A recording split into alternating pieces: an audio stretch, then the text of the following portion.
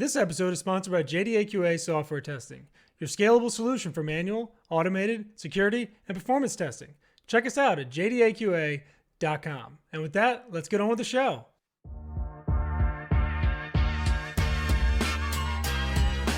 This is The First Customer, hosted by Jay Agner.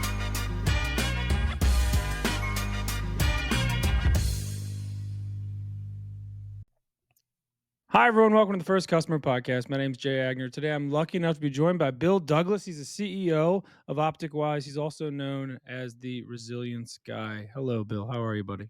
Great, Jay. Thanks for having me. You got it. We were talking before the show. This is my first episode back from vacation, so excuse any rust as I shake the cobwebs off. But I'm glad I got a good guy 10 with a days good off. story. 10 days off. That's a long time for a CEO. I Yeah. don't know if I've ever taken that long off in my life. But Good Bill, for you. tell me, where did you grow up, and did you have an impact on you being an entrepreneur later in life? I grew up in Fort Lauderdale, Florida, and I wanted to earn enough money to buy my first car. There it When is. I was 14 years old, I wanted to buy a car by the time I was 15, and I started working bagging newspapers for the Fort Lauderdale News. And I created a little system, and I actually ended up hiring some friends and took a margin on everything they did. So I had a little business going. And when I was 15, I paid $1,000 for a car with cash. There it is. So What was the car? a 68 Rally Sport Camaro that I still own. Wow. You It still needs a own it. restoration, but I still own it. It's in storage. Yeah. Okay. That's a hell of a story. And you still own It's it. I fun. love that. Yeah, I'm love the that. second owner, but I've Second owned owner. it for quite a while, 45 years to be exact. Quite a while. All right. So you have like all sorts of really cool things in your background. You are known as the Resilience Guy. We won't, dig into it too much, but just give me the cliff notes, man. Like, what are some of the kind of bigger things you've overcome? And, what are some of the reasons why they call you the Resilience Guy? When I was in my late 20s, I got bit by a coral snake in Florida. Yeah, I actually survived. So while I was laying there in the hospital paralyzed, I decided to quit my corporate job. It was a great company, but it wasn't going to be me.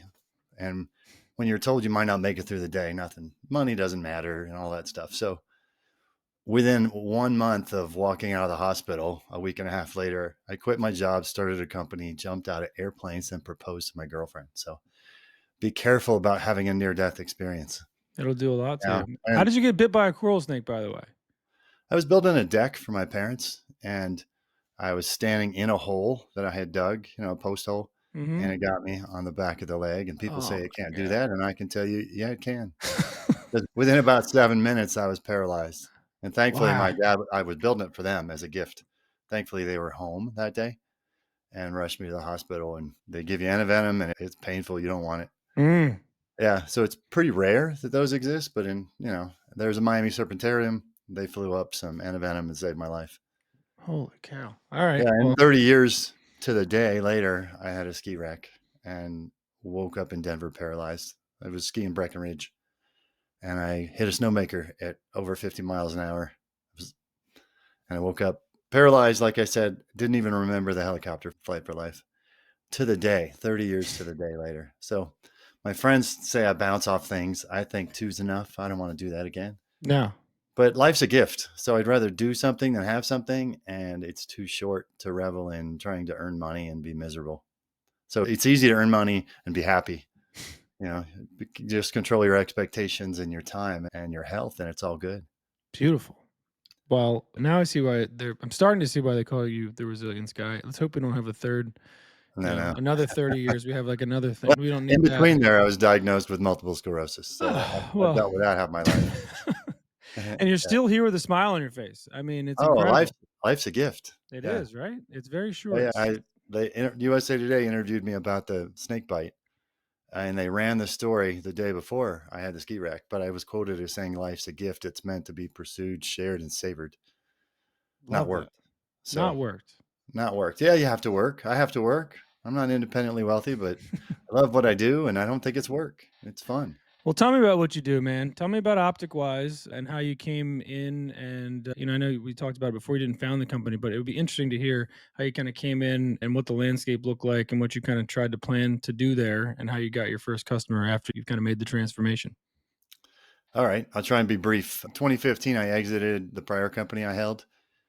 which was a managed services company. We dealt medium-sized manufacturers through Middle America, and I exited that and took a year off, and then was looking at what to do. I tend to coach and consult in between companies to figure out what's next. And Drew Hall, who had founded Optic Wise about 11 or 12 years earlier, said, "Hey, can you?" I know him from church. He said, "Hey, can you help me out?" So I gave him a go-to-market plan. I'm greatly shortening this. This is a 6-month process. He said, "I'm a tech guy. I don't do that. You want to do it?" And I said, "Yeah, because this business is recurring revenue, nice margins in serving the largest asset class in the world, which is commercial real estate. So it's recurring revenue.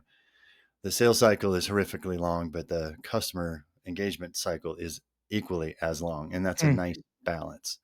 So I fell in love with it. And when I joined, I sold off all the contracts we had. So we went down to zero revenue and started over, taking the technology, packaging it differently, but selling it to 2 specific markets inside commercial real estate, and that's apartments and office buildings. And a lot of the owners own both. So if Mhm. you sell this, you can sell that, and the technology and the support is exactly the same. The denominator is just different. And office buildings is per foot, and apartments it's per door. So that was 8 years ago. It goes fast. It does go fast. Well, tell me, take a step back, and for people who don't really understand commercial real estate or kind of the infrastructure that has to go into it, or kind of like the data that's Sure. flowing through it, like tell us a little bit more about like the problem that you saw that you were that Optic Wise is solving.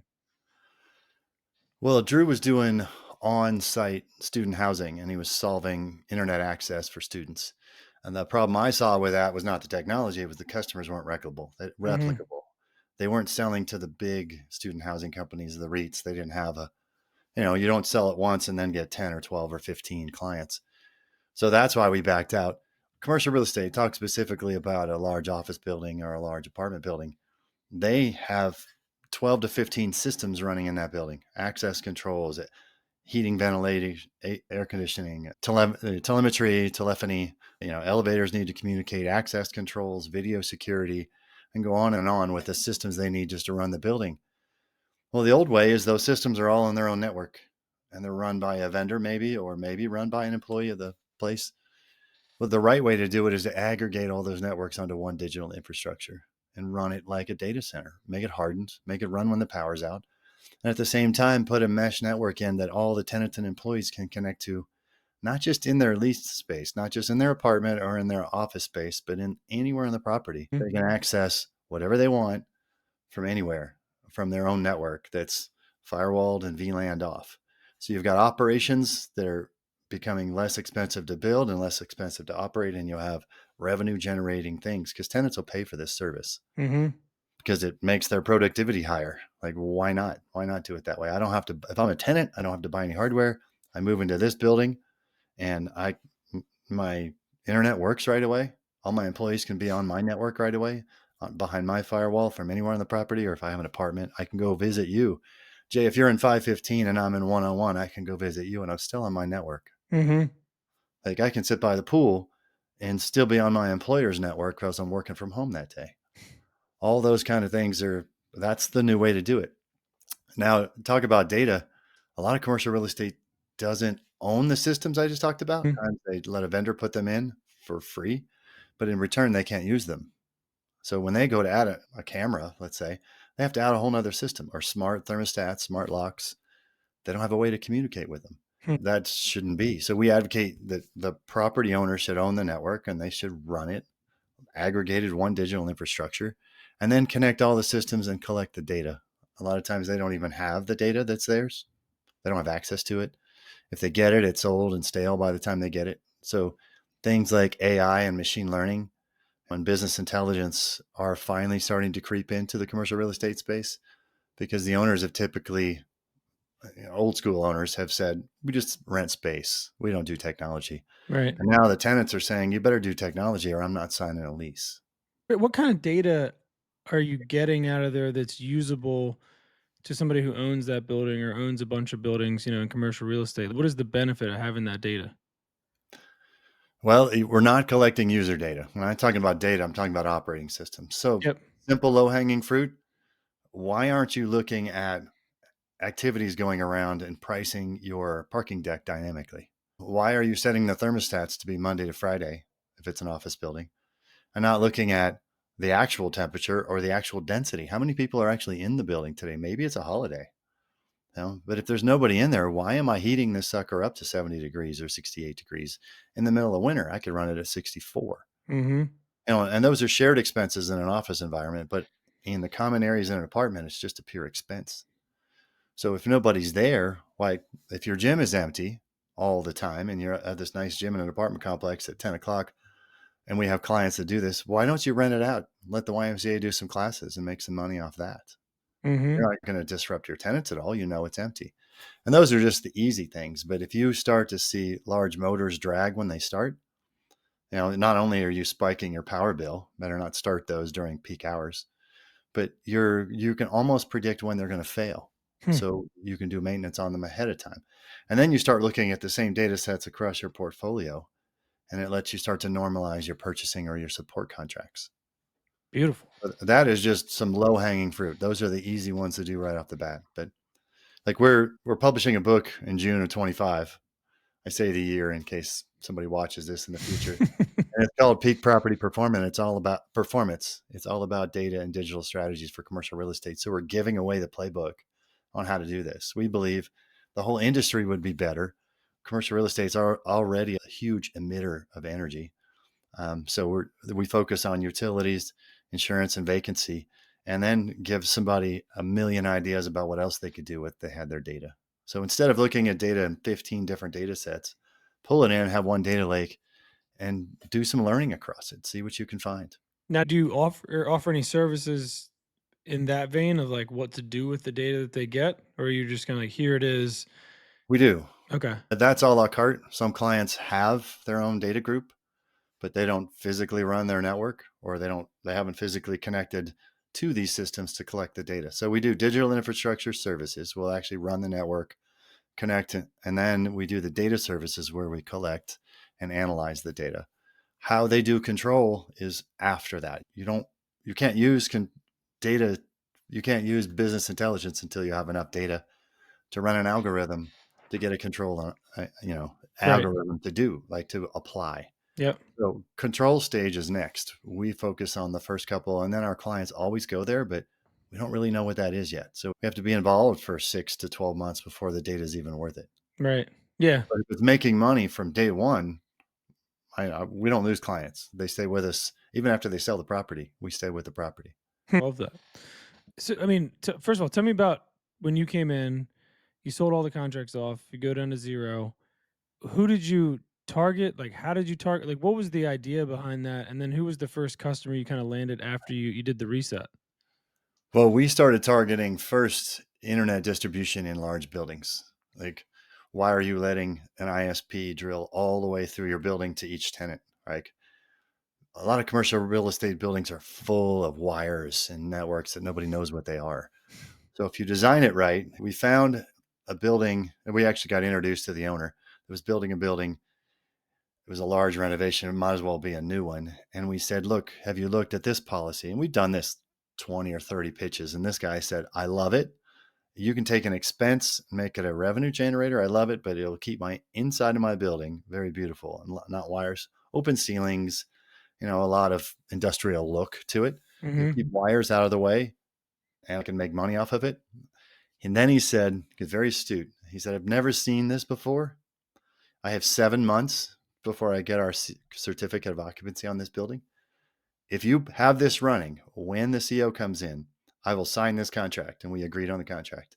He said, if you don't, everything you've invested in the building is lost and it's mine. And I'm going to turn on the ISPs because I have to have internet. I have to have connectivity for my tenants. We can go back to the old way. I'll let you swing the bat, but you only have 7 months. Hmm. So that was our first real client under this model. And I believed in it so much, I wrote the check to front it. And it was pushing 6 digits. So write a personal check for 6 digits, and then you will watch yourself perform. And the day it was on, they had a grand opening party. And the next day, the client wired us the money, and they've been a client ever since. Beautiful. They've gone on to build other buildings all over the country, and every one of them They literally text me and say, "Send me a new agreement for this building. Guys, it's coming online this date. Pricing's already agreed on. It's just terms." It's a Right. two-page addendum to the master services agreement, and they've been a great referral source, but we took a huge bet.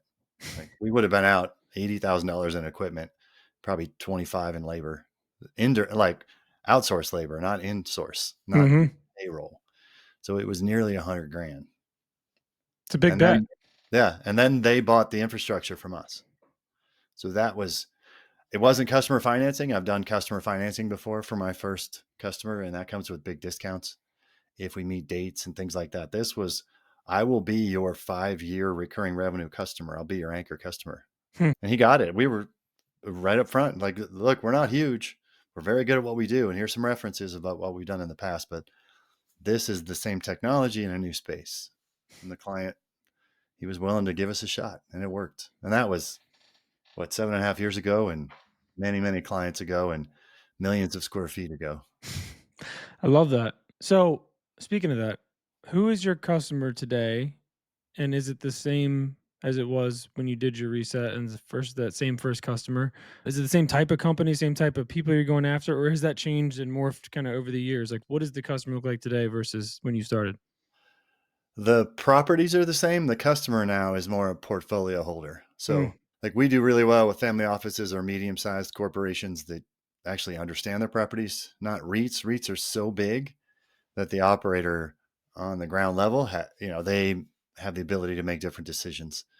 But we have REIT customers, but they have bought properties that we built with clients. hmm, We do retrofits and we do new. We used to just focus on new. We do office and apartments. And in the beginning, we just did office. But the ownership groups, there's a lot of private equity. There's a lot of real estate investment groups that are not REITs. Maybe they're private REITs, but not public REITs. mhm, They act differently. So we got into that because, like, this property I just told you about got bought, or they sold a portion of it. That owner is still involved. He's the managing partner, but he's not all the money anymore. So we've seen our audience get a lot more mature from a financial perspective. The operators are still the operators, but now we're selling to the people with the money that want the return on the investment. Because mhm. the basic premise is technology should generate income. It should be an investment for you. The old way, it just was an expense and it was a nightmare, and commercial real estate avoided it. They let the tenants deal with it. Now they're dealing with it themselves because it attracts tenants. Now, do you guys have your own platform or technology, or is it kind of just aggregating all these different services? And, is there some common kind of platform you guys have built around this? What's the technology from you guys' side? Or is it a straight We, services play? we have a SaaS platform. So Okay. we have written software that maintains the user experience. I talked about the being able to connect from anywhere. Yep. So that's 5S because it's trademarked, but it stands for 5S's. And I don't want to sell it here, but the other side of it is the strategy of the building of things. Everybody knows the Internet of Things, but we call it the building of things because it's a commercial building and it's full of people and devices and systems and servers and big and small sensors. So Mhm. the building of things. So that's a strategy to go about how do you collect the data and leverage the data from all of those things. Mhm. So one is a service and one is a software, and they're bundled together. I mean, if you're a client of ours, you get access to it all, and you can license for free or included with, you get all of those trademarks. So you Mhm. should license those to your property and market it as a private, secure, seamlessly mobile, redundant, resilient infrastructure. And your tenants flock to it. They just love it. Like, as soon as they sign their lease, all their technology is handled. That's fantastic. They don't have to build it out. They don't have to wait for the cable guy. Yeah. They don't No, have to go bring no Wi-Fi 12 to nowhere. 8, no 12 to 8 p.m. window to sit and wait for you guys to show up. And we support it all too. We have our own customer support agents, English speaking employees that handle the problem. And I mean, being a quality assurance guy, I have to wonder, like, how do you guys validate all that data that's coming from all these different kind of integrated sources, right? Because you're kind of relying on the vendors themselves. If you have a heating system and a elevator, system, security system, all this stuff is kind of being aggregated together. How are you? How are you getting around relying on them to validate the data they're giving you? Or are you just kind of a data in, data out kind of platform? In the beginning, it's data in and then it's analyzed. You don't send data out until you've done the control Mhm. algorithms and know that piece.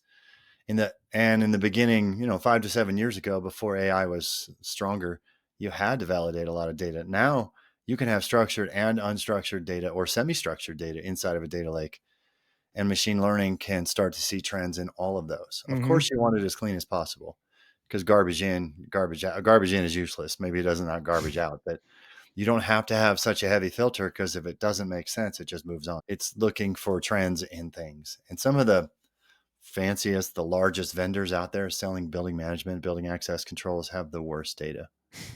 They really do. It's like somebody 15 years ago wrote a flat file and it's done in SQL instead of, any other thing that it could have been. Nothing against Microsoft, but for this size data, it just bogs it down.